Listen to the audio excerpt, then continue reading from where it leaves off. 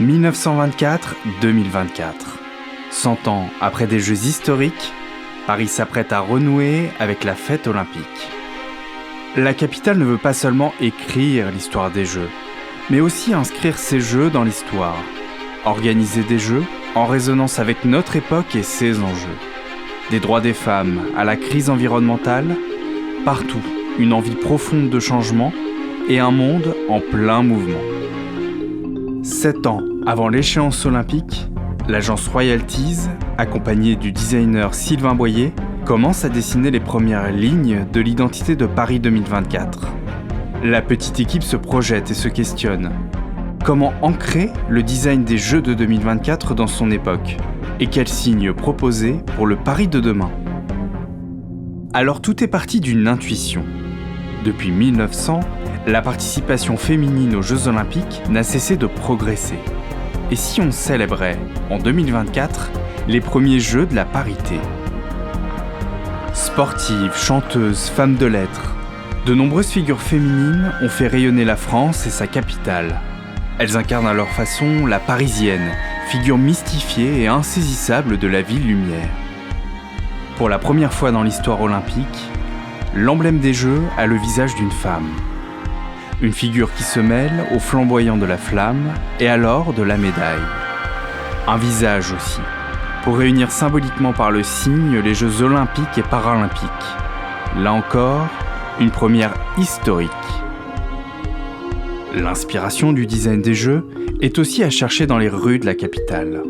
Non pas dans ses monuments imposants, mais plutôt dans son décor, dans ses détails, dans la teinte des dorures ou des façades en pierre de taille. Dans ses lettrages aussi, qui ont inspiré la typographie de Paris 2024. Ces lettres géométriques et courbes renvoient à un héritage, celui du Paris chic des années folles, enfiévré par les loisirs et la fête. Un esprit symbolisé alors par le style art déco. Mais l'image des Jeux résonne tout autant avec notre époque et ses enjeux. Consommation énergétique, papier, encre polluante. Le design participe aussi de notre empreinte environnementale. Et si Paris 2024 était justement l'occasion d'imaginer un design plus durable ? Repenser la fabrique des signes à l'aune de l'éco-branding. La forme ouverte aérée du logo a été conçue dès le départ pour limiter sa consommation d'encre. Son dessin minimal et économe en tracé a permis de limiter le poids des fichiers. Un choix de couleurs sombres sur les écrans pour consommer moins d'énergie et une palette de couleurs sobres sur le papier avec des taux d'ancrage réduits.